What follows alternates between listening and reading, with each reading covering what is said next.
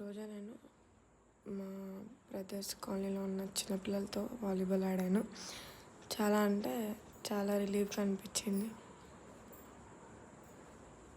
నాకు అంతంత మాత్రమే వచ్చు, మరి అంత ప్రో ప్లేయర్ కాదు. నేను ఏదో ఆడాను. పెద్దవాళ్ళతో ఆడితే ఎలాగో గెలవు, కనీసం చిన్నపిల్లలతో ఆడితే కనీసం ఒక ఆడినన్న సాటిస్ఫాక్షన్ ఉంటుంది కదా, అలాగే ఆడ.